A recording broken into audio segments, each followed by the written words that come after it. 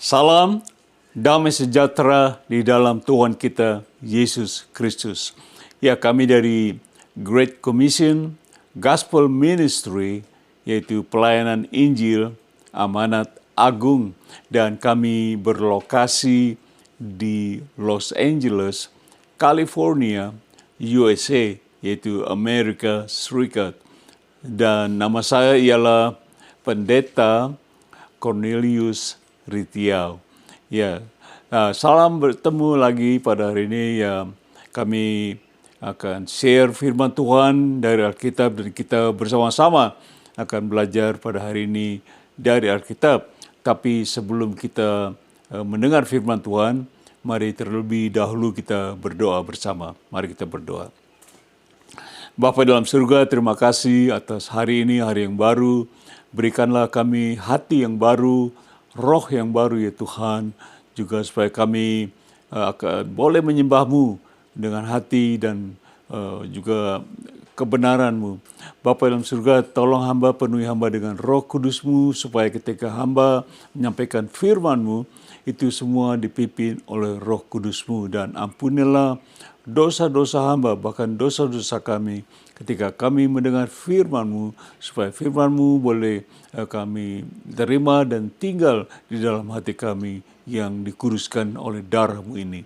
Di dalam nama Tuhan Yesus Kristus, hamba telah berdoa. Mari kita semua katakan, Amin. Baik saudaraku, sebelumnya kita akan melihat note. Saya taruh seperti ini. Kalau saya perhatikan, ada beberapa macam Kristen, saudara. Ada beberapa macam Kristen, yaitu Kristen yang sudah lahir baru, sudah bertobat dari segala dosa-dosa dan menerima Yesus sebagai Tuhan dan Juru Selamatnya. Tapi juga ada orang mengatakan Kristen, yaitu kita sebut Kristen secara keturunan. Yaitu orang mengatakan saya Kristen dari papa, dari leluhur saya juga dari Kristen. Itu menyebut diri Kristen. Ada juga yang menyebut Kristen karena pernikahan. Saya pernah berbicara, ada ibu-ibu mengatakan saya di Kristen kayak saya Islam atau agama lain karena saya menikah dengan seorang yang beragama Kristen. Ada juga Kristen yang hanya ikut-ikutan saja dan lain-lain. Ya, note-nya saya taruh seperti ini juga, saudaraku. Yang paling penting pertanyaan ialah untuk apa kita menjadi Kristen? Ya, orang banyak gak tahu, saudaraku. Untuk apa kita jadi Kristen? Apa hanya untuk beribadah ke gereja saja? Untuk minta-minta berkah-berkah rohani saja? Atau untuk kumpul-kumpul saja? Dan sebagainya. Kita akan belajar hari ini tentang apakah tujuan Allah menyelamatkan kita di samping untuk kita masuk surga. Jadi kita diselamatkan dari dosa kita untuk kita masuk surga. Tetapi kita masih hidup, belum masuk surga gitu saudaraku. Jadi apa tujuan Allah menyelamatkan kita ketika kita masih hidup ini? Yaitu dengan judul saya taruh seperti ini saudara. Judulnya ialah Siapakah Hamba Kristus? Who is Christ's servant? Jadi seperti saya bilang tadi saudaraku, selama kita masih hidup ini, kita diselamatkan untuk apa? Menjadi apa di bumi ini? Yaitu dengan itu kita akan baca note lagi. Ada note saya taruh seperti ini. Menurut Alkitab, ini bukan menurut saya saudaraku. Menurut Alkitab, semua orang yang percaya kepada Tuhan Yesus diselamatkannya untuk mendapat hidup yang kekal, betul? Ya, tetapi juga untuk dijadikan apa? Kawan sekerja Allah semasa mereka masih hidup di dalam dunia ini. Seperti saya katakan tadi, kita ini orang Kristen di dunia ini untuk apa? Untuk apa kita menjadi Kristen? Jadi ini adalah pertanyaan yang baik. Kita akan belajar hari ini saudaraku tentang itu. Dan oleh itu kita akan masuk ke poin nomor 1, yaitu kawan sekerja Allah. Kawan sekerja Allah, God's workmanship. Jadi mungkin saudara bertanya, apa itu kawan sekerja Allah? Nah, kita akan baca ayatnya saudaraku, yaitu dari Efesus pasal 2 ayat 8 sampai 10 dengan cepat. Sebab karena kasih karunia kamu diselamatkan oleh iman. Perhatikan, penting oleh iman. Itu bukan, katakan bukan hasil usahamu, tetapi pemberian Allah. Mungkin saudara tahu, saya baca sekali, bahwa keselamatan kita itu bukan karena upaya kita, tapi pemberian Allah. Diberi keselamatan. Ayat 9 kita baca seperti ini. Itu bukan hasil pekerjaanmu. Jangan ada orang membanggakan diri. Jangan orang, oh saya masuk surga saya gini karena saya bikin ini, bikin A, bikin B, dan C. Itu bukan, saudara, pemberian Allah. Ayat 10-nya yang kita akan pelajari hari ini. Karena kita ini buatan Allah, diciptakan dalam Kristus Yesus untuk apa? Melakukan pekerjaan baik yang dipersiapkan Allah sebelumnya. Ia mau supaya kita hidup di dalamnya. Nah, saudara berpikir pada tidak ada ditulis kawan sekerja Allah. Nah, saudara akan baca bahasa Inggrisnya bersama saya. Ayat 10 saja, kita akan lihat bahasa Inggrisnya dikatakan seperti ini. For we are His or God's what? Workmanship. Atau kawan sekerja. Created in Jesus Christ for what? Good works which God prepared beforehand that we should walk in them. Jadi melayani Tuhan sebagai teman sekerja Allah, kaum sekerja Allah. Bahasa Inggris dikatakan, bahasa Indonesia tadi kita sudah baca tidak disebutkan. Nah, jadi note seperti ini, saya taruh note, saudaraku.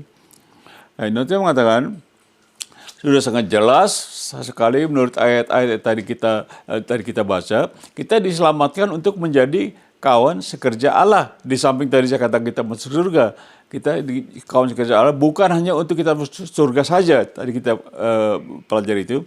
Kecuali jikalau kita tidak percaya bahwa kita telah diselamatkan, maka kita tidak merasa kalau kita harus apa?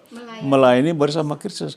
Jadi hanya orang-orang yang tidak yakin, tidak percaya bahwa saya diselamatkan, masih ragu-ragu keselamatannya, ragu-ragu masuk surga, mereka tidak percaya bahwa mereka harus melayani bersama Kristus. Karena nggak yakin. Saya ditanya, kamu masuk surga? Nggak tahu, mudah-mudahan dan sebagainya kita sudah pelajari. Jadi hanya orang-orang yang tidak percaya itu, mereka tidak tahu kalau mereka sudah diselamatkan untuk menjadi kawan sekerja Allah. Coba kita baca Lukas 5:32, yaitu Tuhan Yesus katakan, aku datang bukan untuk memanggil orang benar, tapi orang berdosa supaya mereka bertobat. Jadi saya katakan tadi, kalau kita menjadi orang Kristen, bukan hanya kita ikut-ikutan, bukan pernikahan, bukan keturunan, tapi karena kita harus bertobat. Bertobat dari apa? Dari segala kesalahan dan dosa-dosa kita. Dan Filipi 3:18-19, hidup menjadi seteru salib. Nah, banyak orang tidak menjadi hamba Kristus karena mereka hidupnya menjadi seteru Kristus. Coba kita baca. Ini Paulus mengatakan, karena seperti yang telah kerap kali ku katakan kepadamu, Paulus yang katakan, dan yang ku nyatakan pula sambil menangis. Paulus menangis. Banyak orang yang hidup apa? Sebagai seteru salib Kristus. Nah, ini Paulus katakan kepada jemaat di Filipi, masih banyak orang kita Kristen tapi cara hidup kita masih menjadi seperti seteru. Saudara mengerti arti yang seteru ya? Masih berlawanan dengan salib Kristus. Coba baca 19-nya mengatakan mereka siapa? Mereka kesudahan mereka ialah kebinasaan. Tuhan mereka ialah apa? Perut mereka.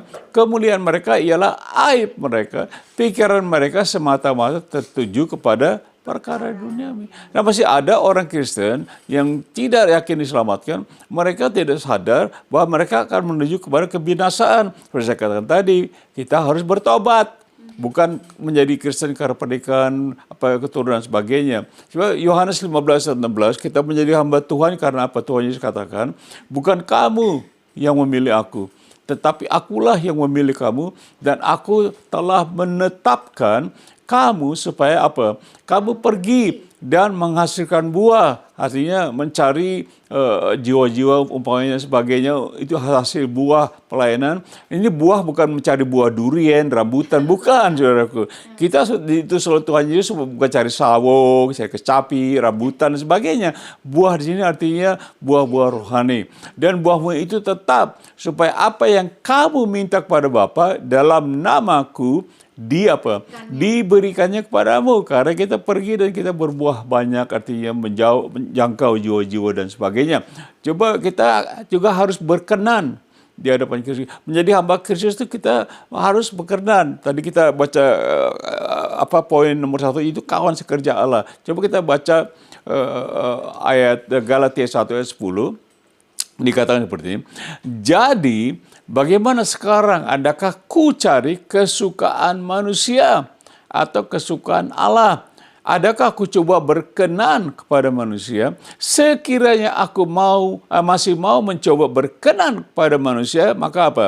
Maka aku bukanlah hamba Kristus. Nah, saudara, saya dipanggil untuk menjadi hamba Kristus, menjadi kawan sekerja Allah. Jadi kalau kita mencari kesukaan manusia, kita bukan hamba Kristus. Kita melainkan supaya terkenal, kompetisi. Saya bukan untuk kompetisi jadi selebriti sekarang, saudara. Saya tidak mau terkenal. Hanya kita mau menjadi merendah di hadapan Kristus. Betul? Kita merendah supaya kita ditinggikan. Jadi saudaraku, banyak orang, mereka mencari kesukaan manusia. Walaupun dalam kekristenan hamba Tuhan, supaya saya disenengin, khotbahnya bagus, saya senang ya hamba itu. Jadi kita bukan hamba Kristus. Paulus kata, maka aku bukanlah hamba Kristus. Kalau orang-orang yang tapi orang-orang tidak mengerti Injil keselamatan. Coba notis saya taruh seperti ini, saudaraku. Jadi, untuk menjadi kawan sekerja Allah atau hamba Tuhan kita hamba Tuhan, kita harus apa? Diselamatkan terlebih dahulu. Nggak mungkin kalau saudara tidak diselamatkan, kira-kira saudara jadi hamba Kristus. Harus diselamatkan dulu. Nah, itu bertobat dari dosa-dosa kita. Jangan hidup sebagai apa? Seteru Kristus. Terang, menjadi seteru Kristus. Bagaimana menjadi hamba Kristus? Tidak bisa bersamaan, saudaraku. Dan juga saudara dipilih oleh Yesus dan berkenan bagi Yesus. Itu baru kita pelajari. So, apakah Anda pikir kalau saya berkenan bagi Tuhan Yesus? Tidak. Ini caranya gampang. Jangan kamu mencari kesukaan manusia. Kita melayani supaya apa? Yang menjadi kesukaan Allah. Supaya Tuhan menjadi senang dengan pelayanan kita. Dan itu kita akan poin nomor 2. Saya hanya ada 3 poin hari ini, saudara. 3 poin saja. Ini poin nomor 2, yaitu prajurit Kristus. Prajurit Kristus, soldier of Christ. Soldier of Christ. Nah, kita baca ada note seperti ini, saudaraku. Para hamba Kristus Yesus disebut juga sebagai prajurit Kristus. Prajurit yang selalu apa? Siap siaga setiap saat untuk apa? Melayani Yesus sebagai komandannya. Nah, jadi kita judul khotbah ini, siapakah hamba Kristus? Kita pelajari siapakah hamba Kristus, yaitu orang-orang yang diselamatkan menjadi sebagai prajurit. Bukan kita menjadi Kristen nanti ada pangkat, bukan. Kamu jadi jenderal, kamu jadi kopral, kamu jadi prajurit. Bukan, prajurit artinya di sini seorang yang berjuang untuk Kristus. Coba kita baca 2 Timotius 2 ayat 3-4. Paulus mengatakan seperti ini, ikutlah menderita sebagai apa? Seorang prajurit yang baik dari Kristus Yesus. Kita adalah prajurit Kristus. Ayat 4 yang saya suka mengatakan seperti ini, seorang prajurit yang sedang apa? Berjuang tidak memusingkan dirinya dengan soal-soal penghidupannya, supaya dengan demikian ia apa?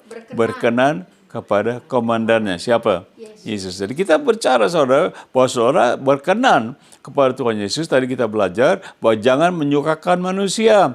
Nah, sekarang juga jangan saudara memusingkan diri sendiri dengan kepentingan pribadi, hal-hal dunia, soal inilah, kekurangan. Tapi sebab kita harus berkenan kepada komandannya, itu Yesus. Maka kita menjadi prajurit hamba Kristus. Ada amin. Tepuk tangan saudara mau menjadi hamba Kristus. Nah, kita akan melihat 2 Timotius 4 itu, yaitu juga seorang yang memelihara iman. Nah, orang prajurit Kristus itu pelihara iman, saudaraku.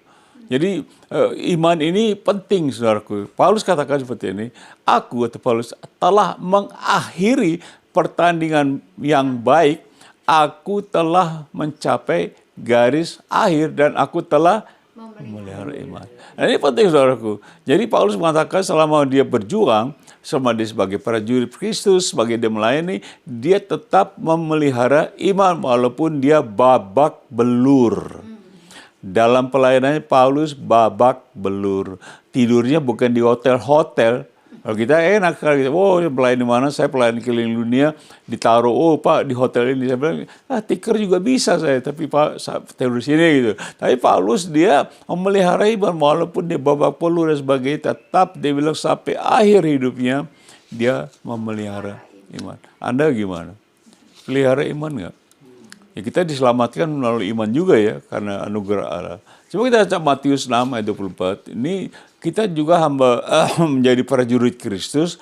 Prajurit Kristus tidak bisa mengabdi kepada dua oknum. Seorang nggak bisa mengabdi pada ini, pada A, pada B juga.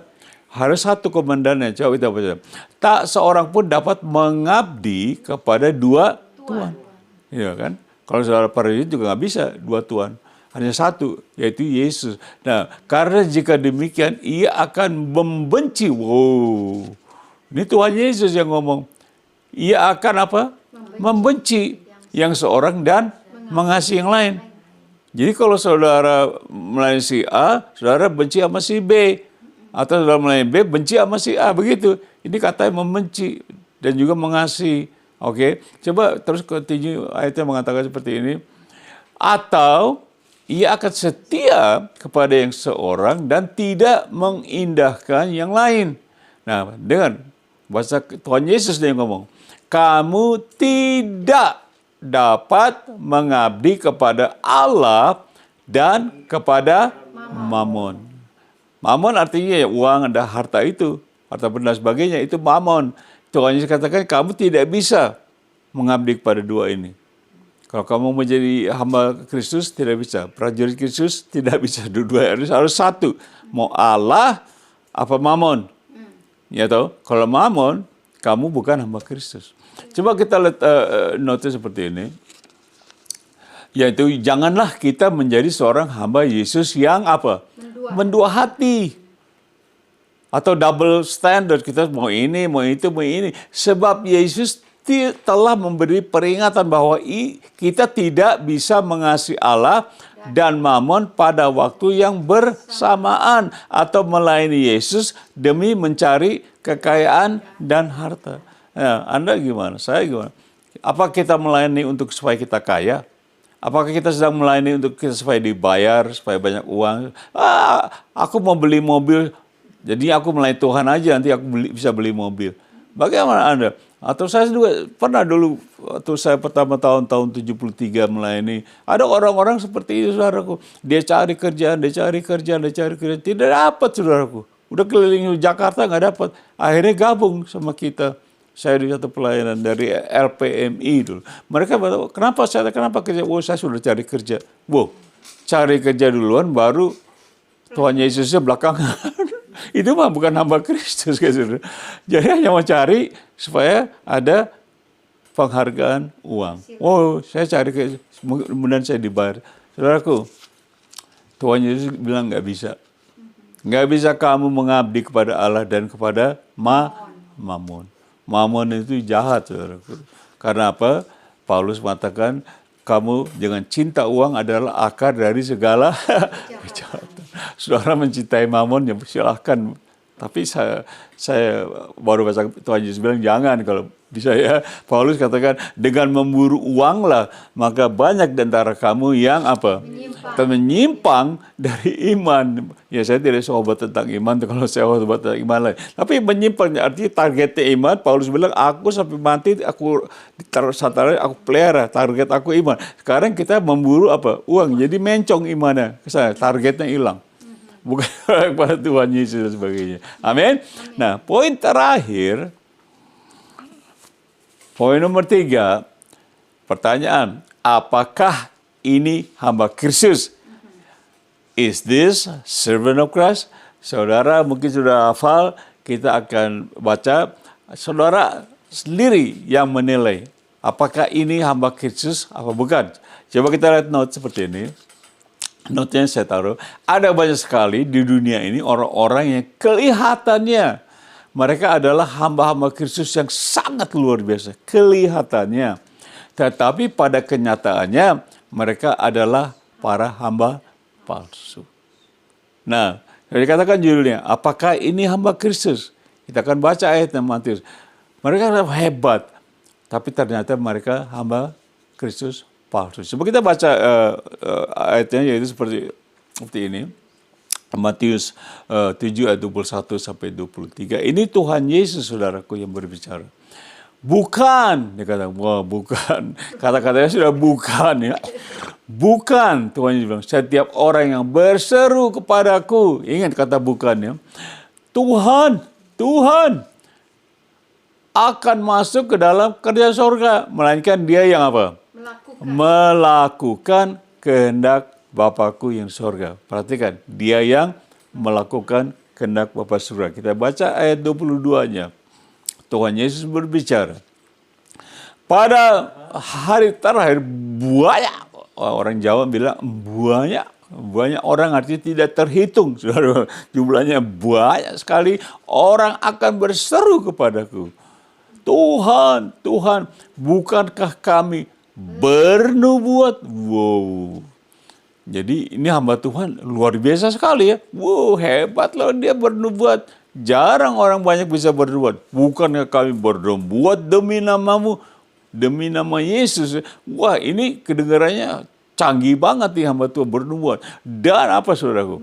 Mengusir setan dengan nama. Wah, dahsyat ini, betul? Jarang hamba Tuhan bilang, oh kamu punya setan, aku hadir dalam. Jarang hamba Tuhan, kita berdoa biasa-biasa. Tapi ini bernubuat dan juga mengusir setan, saudaraku. Kemana-mana dia usir setan.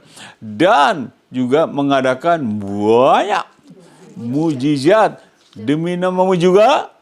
Wah, menurut orang mereka ini adalah para hamba Kristus yang apa? Sangat luar biasa. Udah bernubuat, ngusir setan, bikin mujizatnya banyak mujizat. Orang begini mujizat sekali. Tapi tidak diceritakan di ayat ini apa ya mujizatnya, nubuatnya apa, mengusir setannya di mana, mujizat itu apa, nggak diceritakan. Mereka hanya bilang saya banyak bernubuat setan. Nah orang pikir wah ini pasti hebat.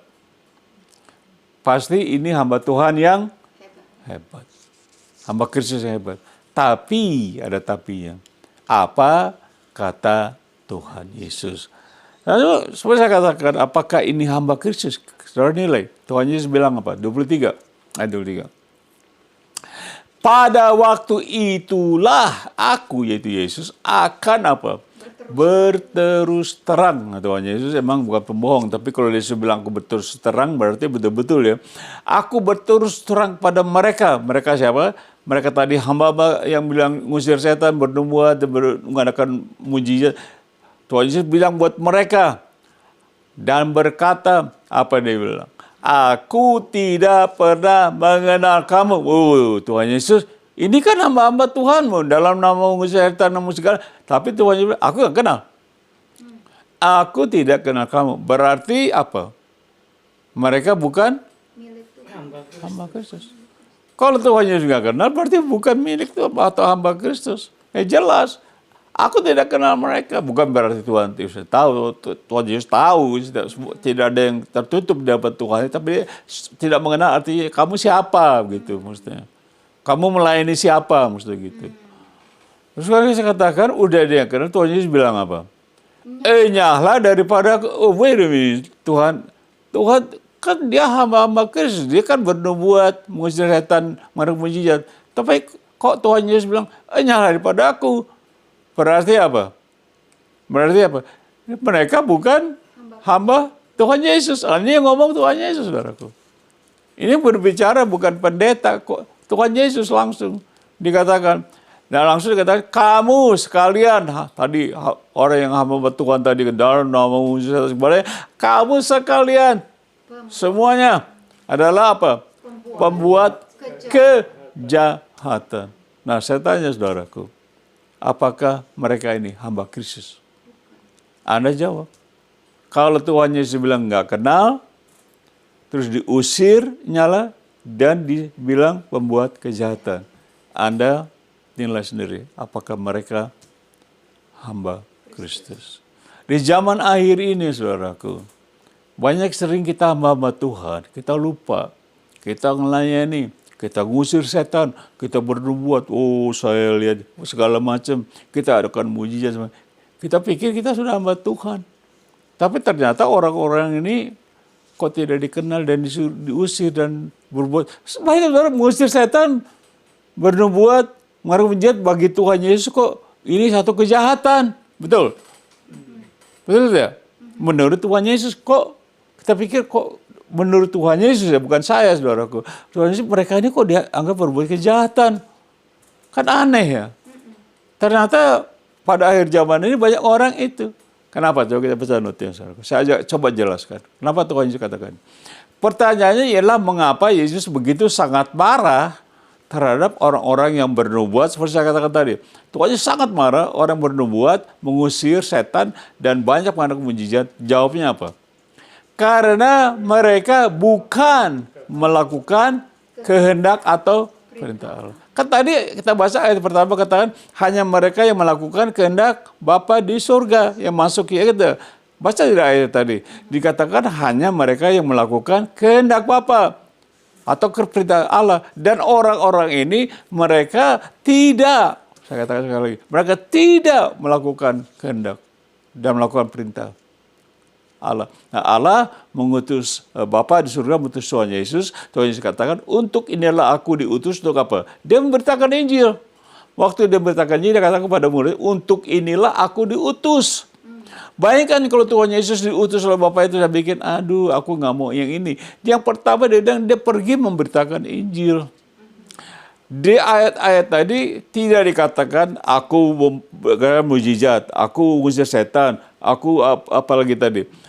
Dia tidak katakan aku memberitakan Injil. Kami memberitakan Injil kemana? Itu tidak dikatakan. Nah, mereka tidak lakukan juga. Makanya Tuhan Yesus marah. Aku utus kamu untuk memberitakan Injil. Nah, saudaraku, saya tidak menuduh tuh. Kalau Anda hamba Tuhan, harus nomor satu apa? Memberitakan Injil. Misalnya Anda diundang, ada orang sakit, Pak Pendeta, tolong doakan anak saya sakit. Anda nomor satu tetap harus apa? Memberitakan Injil. Tidak, belum tentu orang, saya sudah katakan belum tentu, oh dia orang Kristen, bertanya, kalian Kristen apa bukan? Bagaimana kalian jadi Kristen? Wow, kita keturunan, kita begini, tadi saya katakan. Jadi kita tahu mereka belum jadi Kristen, kita memberitakan Injil dulu. Saya sering itu, biar orang sakit saya diundang kemana, saya tanya, bagaimana kalian jadi Kristen? Saya selalu begitu. Lalu saya memberitakan Injil. Karena Injil itu adalah Injil keselamatan. Biar kita doakan, kalau mereka belum selamat, percuma.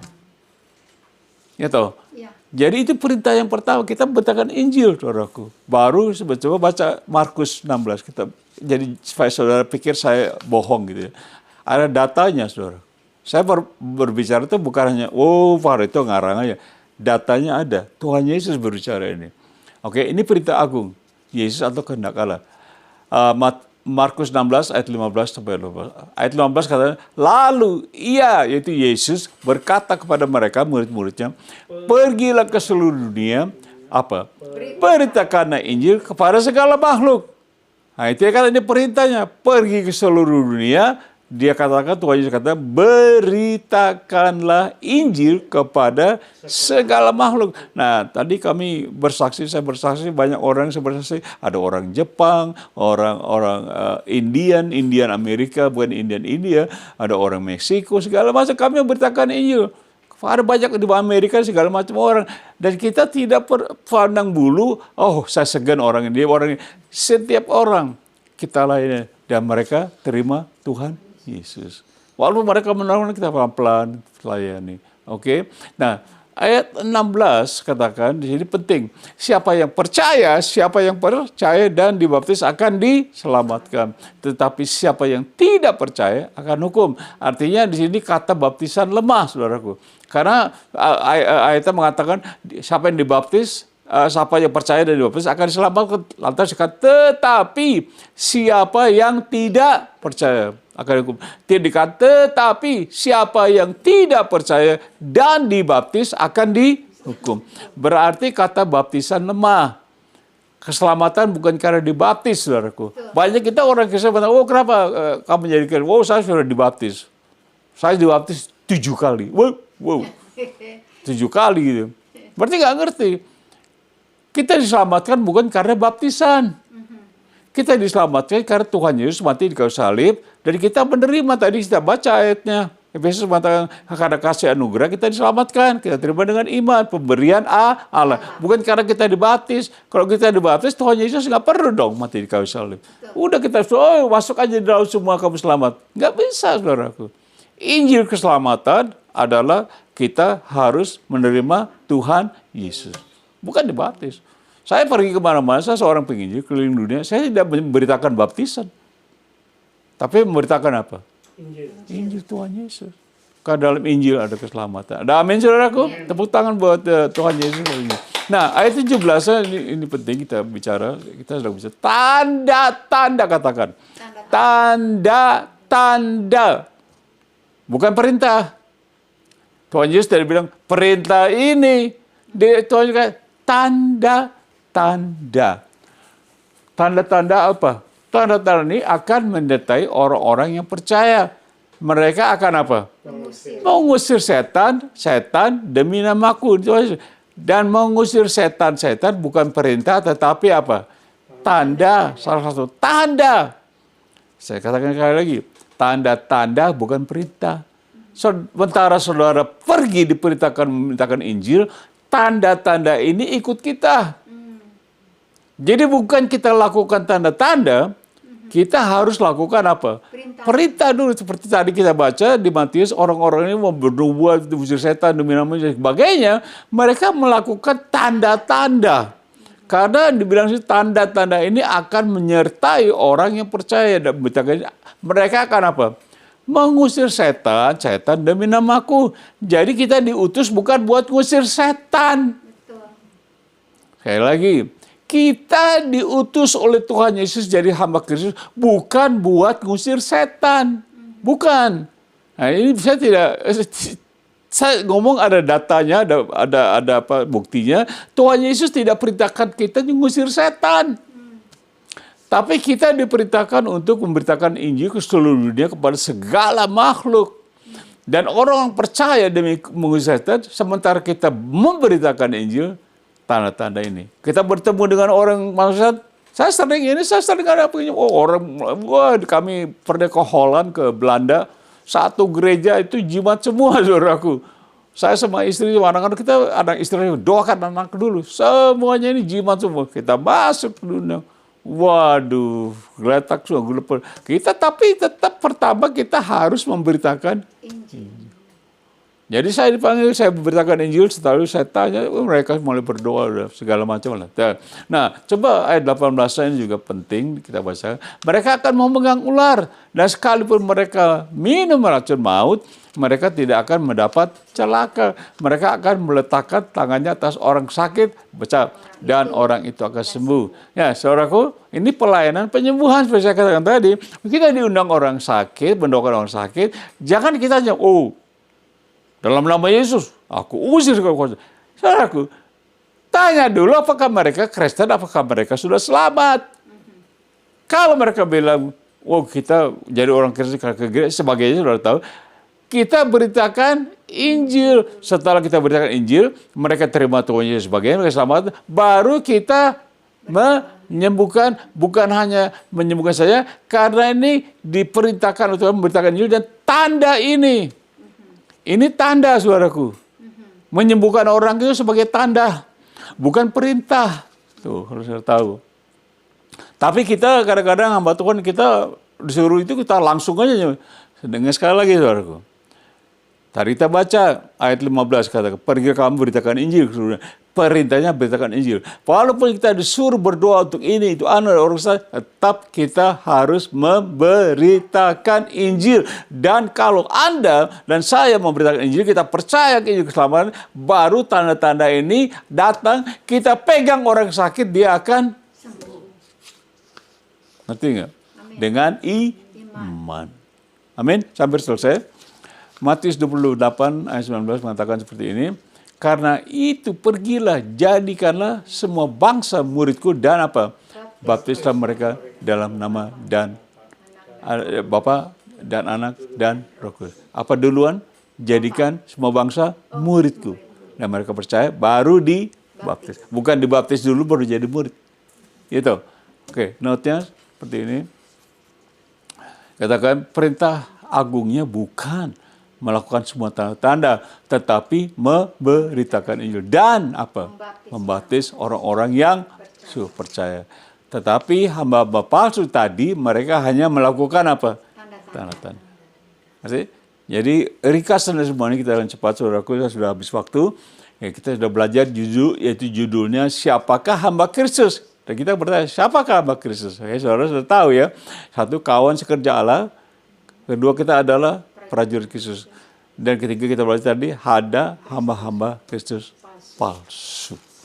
Jadi aplikasi sebagai apa? Aplikasi saya taruh seperti ini. Kita diselamatkan bukan untuk masuk surga saja, tapi juga untuk menjadi apa? Kawan sekerja Allah. Artinya kita pergi ke seluruh dunia melakukan perintah dan kehendak Allah, yaitu apa? Memberitakan Injil Kristus kepada segala makhluk dan apa? Membaptis mereka di dalam nama Bapa, Anak, itu Yesus dan Roh Kudus. Amin. Jadi kata penutup, saya katakan seperti ini, sebagai seorang yang telah, katakan yang telah apa? Diselamatkan, marilah kita menjadi hamba Kristus. Karena kita diselamatkan untuk menjadi kawan sekerja Allah.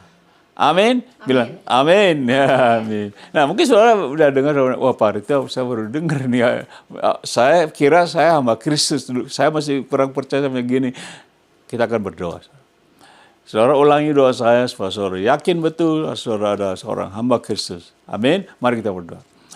Tuhan Yesus, saya telah mendengar firman-Mu dan saya telah mengerti. Oleh sebab itu, saya mau meyakinkan diri saya bahwa saya adalah benar-benar hamba Kristus. Saya tidak mau menjadi hamba Kristus yang palsu. Tolong saya Tuhan Yesus, ampuni dosa saya. Kalau saya masih belum yakin dan percaya keselamatan saya, saat ini juga saya buka hati saya menerima Engkau sebagai Tuhan dan Juru Selamat saya. Dan ampunilah saya dari segala dosa-dosa saya. Bentuklah hidup saya menjadi sesuai dengan kehendak-Mu. Di dalam nama-Mu saya telah berdoa. Mau katakan? Amin. Amin. Saya tahu saudara jujur, saudara berdoa itu, sekarang saudara percaya, yakin, wow, saya sudah mantap nih sekarang. Ya, saya beritakan Injil baru sembuhkan orang dan sebagainya. Dan oleh sebab itu mari kita akan menerima doa berkat. Kita sudah selesai. Kita akan angkat tangan kita bersama. Kiranya kasih Bapa, segala anugerah Tuhan Yesus Kristus, persekutuan, bahkan kuat kuasa melalui Roh Kudus, dan kiranya damai sejahtera Allah dalam Kristus menyertai kita sekalian dari saat ini bahkan sampai selama-lamanya di dalam nama Tuhan Yesus. Kita berdoa. Semua katakan amin. Amin. Terima kasih Bapak Ibu. Sekian firman Tuhan hari ini. Semoga menjadi berkat dan saya berharap kita akan bertemu kembali pada waktu yang akan datang. Dengan ini saya mengatakan, God bless you. Goodbye.